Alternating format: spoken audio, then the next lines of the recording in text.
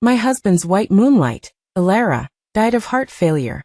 Before she died, she tightly grabbed Damien's hand. Damien, my sister's butterfly bones are so beautiful. I wish I could have butterfly bones like that too. Hearing this, Damien was determined to remove my bones and burn them for her. How painful is it to lose 2 bones? What's more, I was already 3 months pregnant, and I really couldn't stand the torment. I knelt on the ground, constantly kowtowing to him, begging him to let me go. He treated my pregnancy as a flimsy excuse to avoid death, and ordered people to push me onto the operating table. This is Alara's only wish. It's just 2 bones, it'll be fine. Later, I dragged my broken body and jumped from a tall building, and he went crazy. After the butterfly bones were removed, Damien finally ordered people to release me. Looking at my bloody back, he didn't feel guilty at all, and even smiled and said, "Alara, the bones you wanted, I found them for you." The anesthesia was wearing off, and I couldn't help but groan softly in pain. Damien's gaze shifted from the bones in his hand to me, and the smile on his face vanished in an instant. "You're just getting worse and worse. Alara just wanted 2 bones. Why did you have to lie about being pregnant to trick me? I studied medicine for 8 years. Do you think I wouldn't know that a person won't die without butterfly bones?" Yes, he studied medicine for 8 years. How could he not know how painful it is to forcibly remove 2 bones from a person's body? Damien saw my cracked lips and originally wanted to give me some water, but when he thought about how I lied to him, he didn't want to give me water anymore. He even ordered, "Without my permission, no one is allowed to pay any attention to the madam." Martha had already moistened a cotton swab, but hearing this, she could only helplessly put it down. She usually took good care of me, but unfortunately, Damien had the final say in this house. It wasn't because of that little bit of salary, but because of the sterling family behind Damien. For them, wanting someone dead was as simple as crushing an ant. Martha knelt down to Damien, begging him not to remove my bones. The madam is only 26 years old. She's still so young. Without these 2 bones, her back won't be straight. After hearing this, Damien only said faintly, "She won't die." Not only that, but he also forced Martha to watch me lose my bones firsthand. I could feel the passing of life in my belly. Kowtowing didn't work, kneeling didn't work. What exactly did I have to do to make Damien believe that I was really pregnant? Did I really have to die in front of him? 2 lives for 1. It didn't matter if I died, but my baby in my belly couldn't be harmed. He hadn't even had time to open his eyes and see this world. I used all my strength, desperately trying to open my mouth to speak. "Damien, send me to the hospital. It'll be too late. I really won't be able to save the baby." I thought I was speaking complete sentences. But right now, Damien's eyes were only on those butterfly bones. Even if he heard me say hospital, baby, save in a pleading tone, he still insisted that I was lying. "Serena, you're overacting. 7 years of not being pregnant. And suddenly you're pregnant on the day I fulfill Alara's last wish? I really didn't lie to you." Before I could finish speaking, Damien signaled the bodyguards to quickly cover my mouth. Afraid that the baby would leave me, I even forgot about the anesthesia wearing off and just kept chanting baby. It hurt so much that I couldn't even hear the sounds clearly. Looking at Damien's mouth shape, it seemed like he was saying it was too noisy. For a moment, I didn't know if the wound on my back hurt more, or if the pain in my heart hurt more. The Damien from before wasn't like this at all. He treated me very well, not to mention personally removing my bones. Even if I fell and scratched my skin a little, he would act as if a treasure had been broken, and insist on taking me to the hospital. "Damien, this little injury doesn't need a hospital visit." "Okay, then I'll study medicine in the future. Wherever Serena goes, there will be a doctor." The 19-year-old Damien seemed so far away from me now. The current Damien only remembered that Alara had loved pink since she was a child. He was afraid that the scarlet blood on the bones would scare his deceased white moonlight. He not only carefully removed the blood and flesh from them with tweezers, but also wanted to paint the bones pink with paint. The madam's dream. Don't you remember it? Martha was so frightened by the scene in front of her that she cried out. She repeatedly tried to say something, but Damien interrupted her. "Dream? All she does all day is eat and be lazy. What dreams could she possibly have?" I looked at my rounded limbs and belly. It wasn't like that. Damien was afraid of me getting hurt and went to study medicine. I also wanted to do something for him. I heard he liked watching people dance ballet, so I secretly found a coach to choreograph a dance. In pursuit of perfection, I practiced for 3 years, intending to give it to him as a gift for his 30th birthday. But a month ago, the doctor told me I was pregnant. I originally wanted to tell Damien the good news right away, but his white moonlight, Alara, had contracted a rare disease and was going to die. 10 years of knowing each other, 7 years of love, 3 years of marriage. I always thought we were each other's first love. I never thought that Damien would have a white moonlight who had grown up together since childhood, but then suddenly went abroad. What happened between me and her was from when we were children. The only person I've ever loved is you. Alara is about to die. Can I go see her more often? How could a 10-year lover not compare to a childhood white moonlight? It was because I was too confident in myself. In just 1 month, Damien had fallen in love with his white moonlight again. Alara is afraid of the dark. I'll stay with her for a few days. Alara wants to eat the pork rib soup I make. I'll go over and make soup for her. Alara, every time I had a little dissatisfaction, Damien would sternly say, "She's about to die, what's there to fuss about?" Until the end. Damien not only didn't love coming home anymore, but also gave the Buddhist prayer beads that I had kowtowed and prayed for to Alara to wear on her wrist. Alara likes these beads, so I'll give them to her.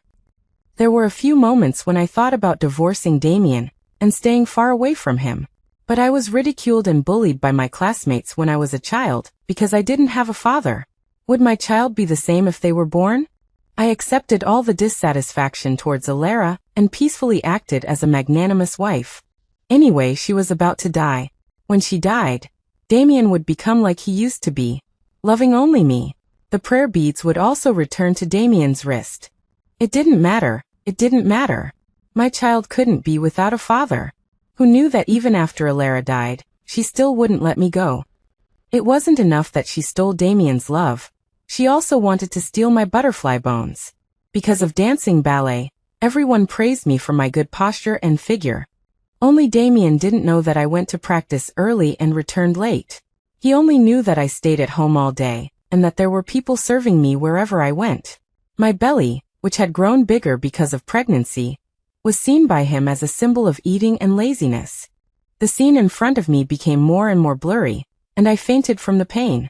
Damien finally painted the 2 bones pink. He couldn't help but smile and say, "Alara, I'll be able to fulfill your last wish soon." Martha didn't dare to plead for me anymore.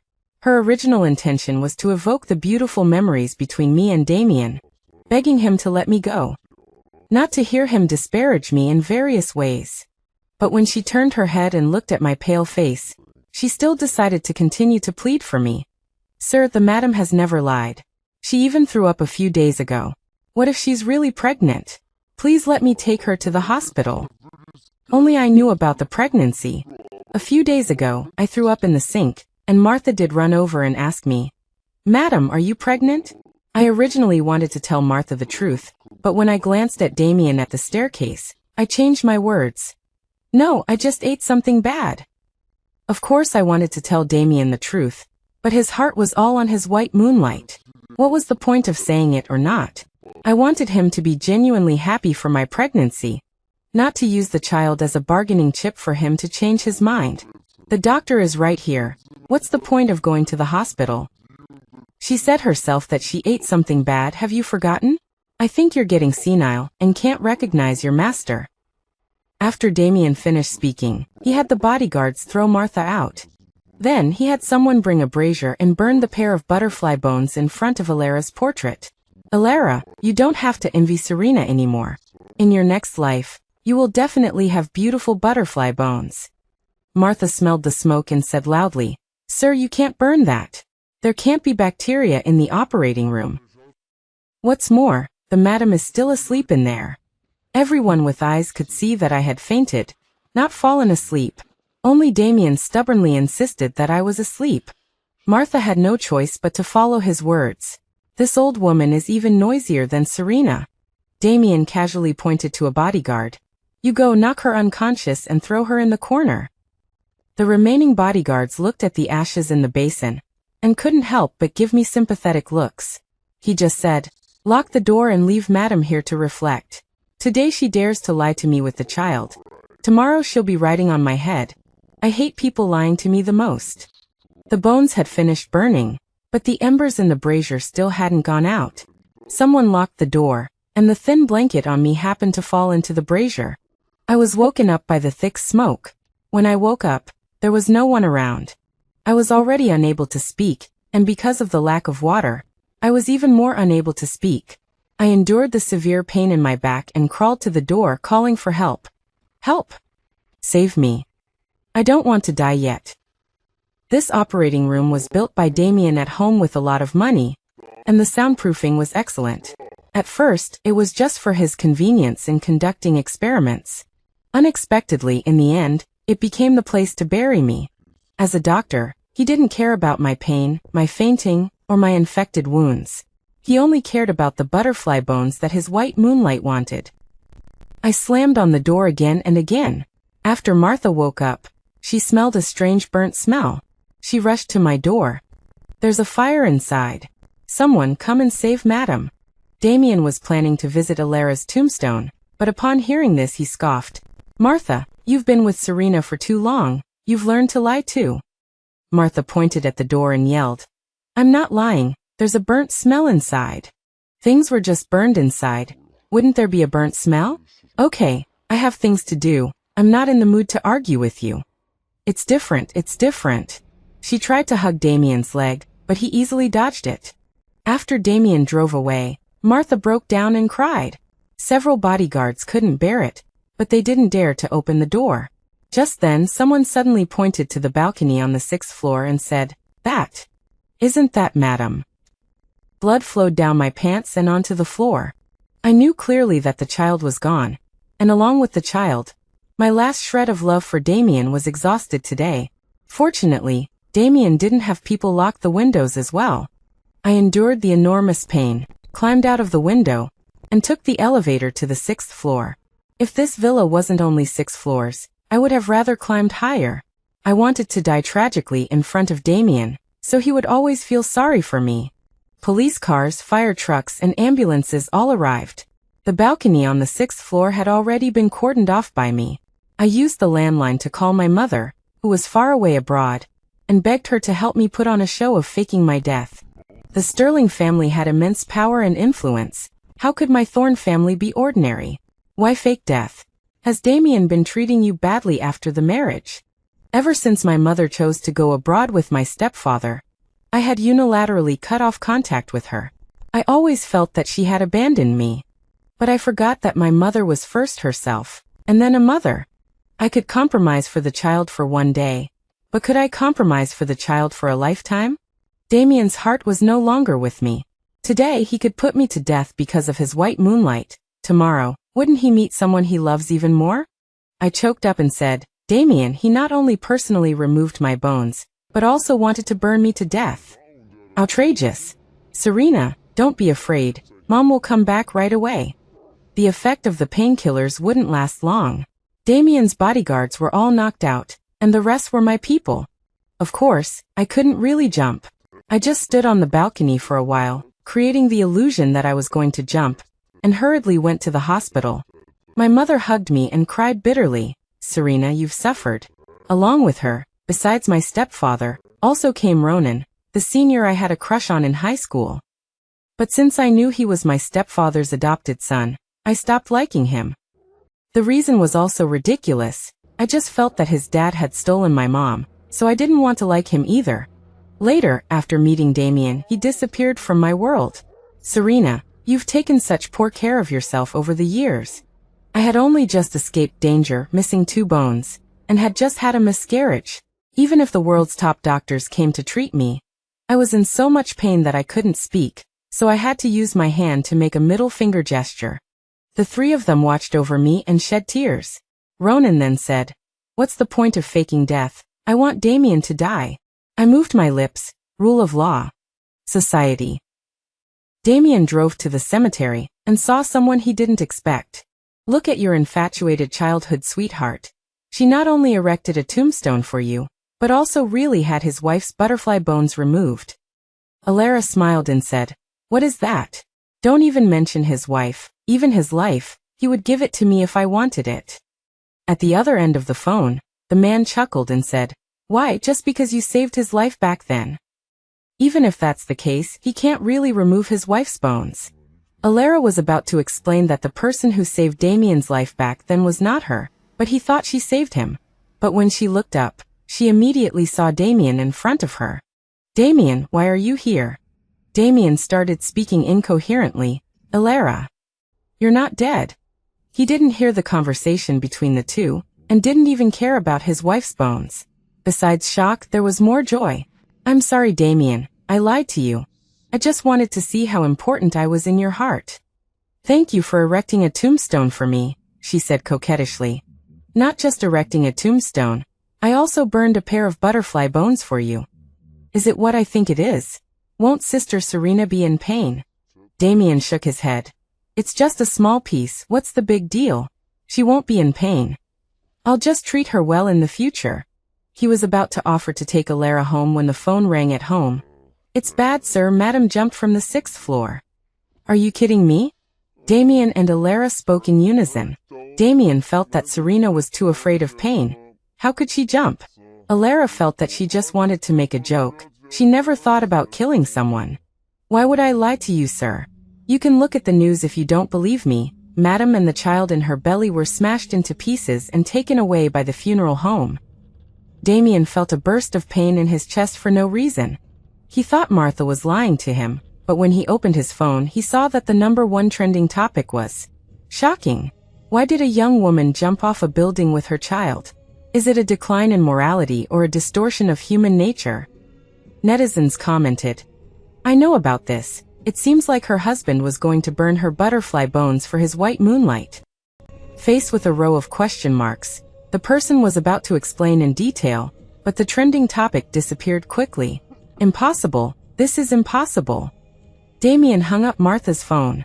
He didn't care about Alara anymore. He rushed home like crazy. The 1st and 2nd floors were burned, and there was my blood on the 3rd to 6th floors. Especially the pool of brain-like matter on the ground. Damien couldn't help but throw up after seeing it. "Martha, you're lying to me, right? She's injured. How could she climb to the 6th floor alone?" Martha wiped away her tears. "Sir, it's not just me. Everyone saw it," Damien said in a resentful tone. Why didn't you watch her?" One of the bodyguards couldn't help but say, "You wouldn't let us open the door, sir. By the time we found out, the fire was too big. We couldn't get up there." Madam jumped immediately. "Did you all see her jump with your own eyes?" Martha nodded first, and the other bodyguards nodded as well. They all felt like they were smoked unconscious by the fire.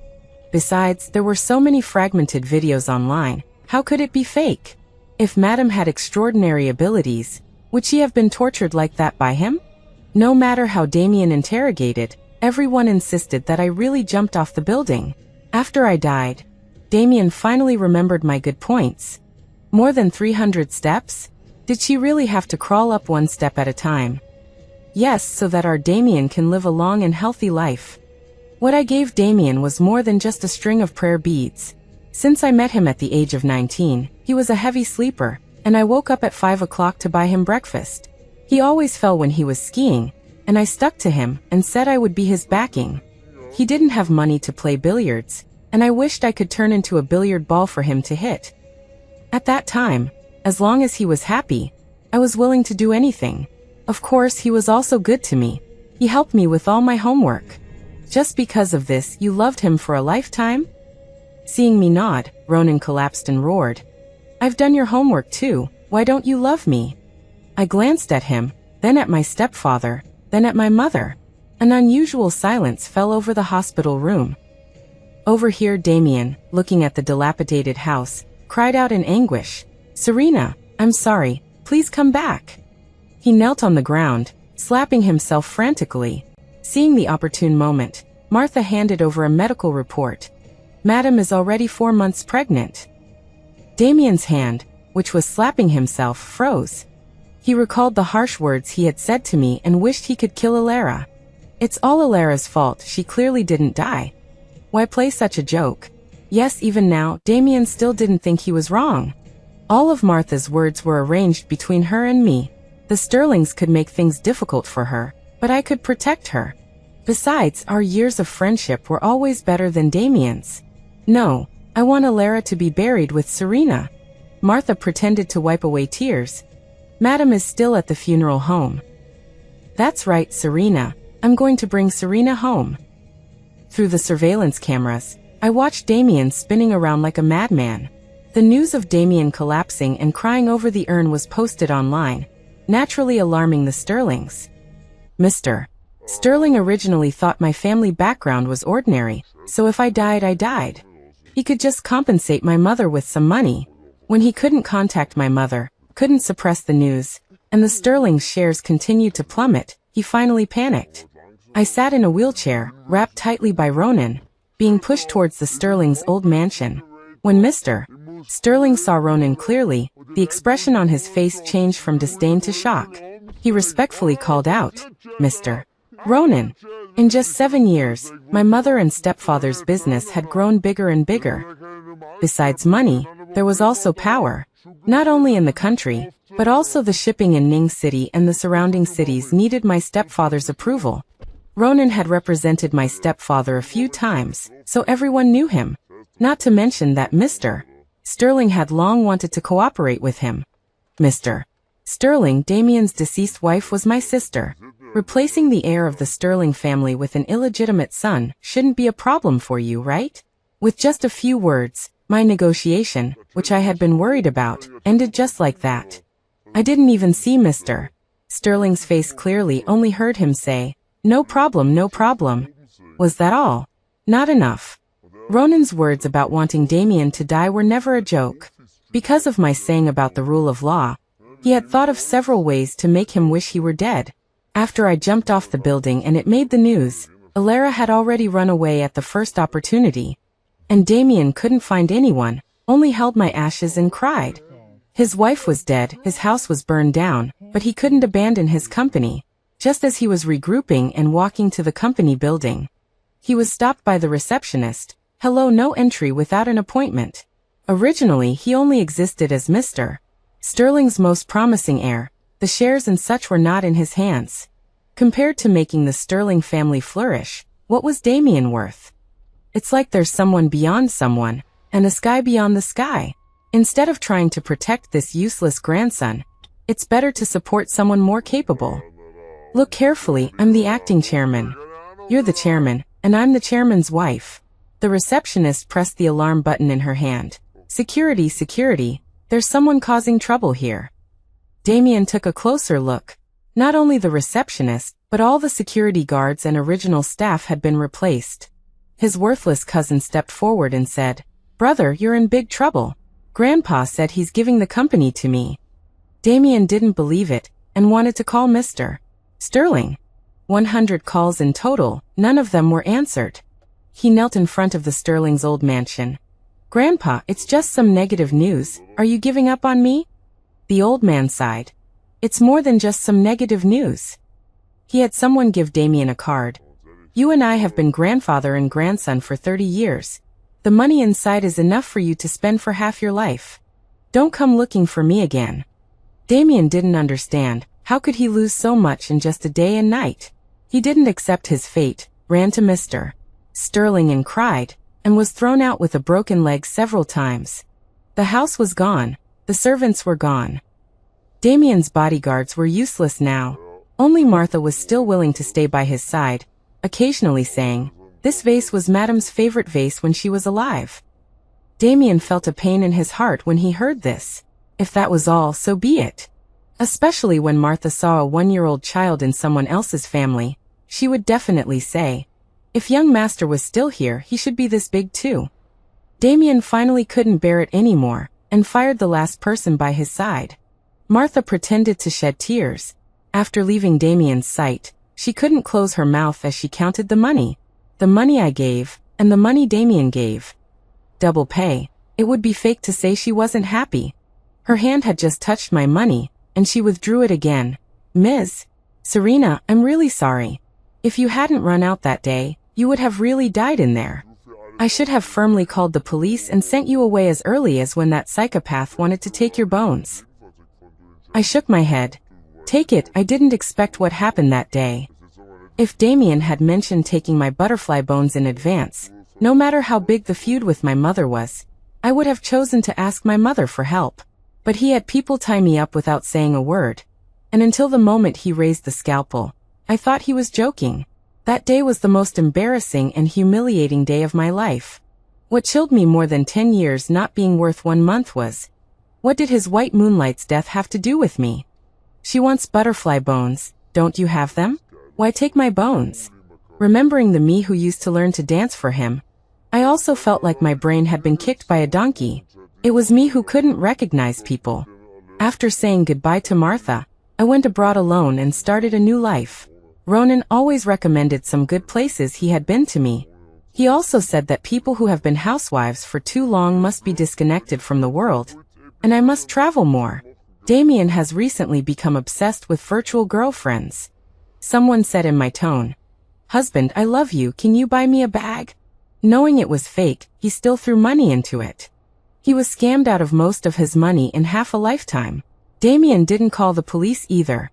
He used the remaining money to buy a ticket to Bali. It turned out that half a month ago, he had someone track down Alara's whereabouts. "It's all your fault, you destroyed my family." Alara laughed with all her heart. "What does it have to do with me? You can only blame yourself for being weak and incompetent. Didn't you say that as long as I'm alive, it's fine? What's wrong?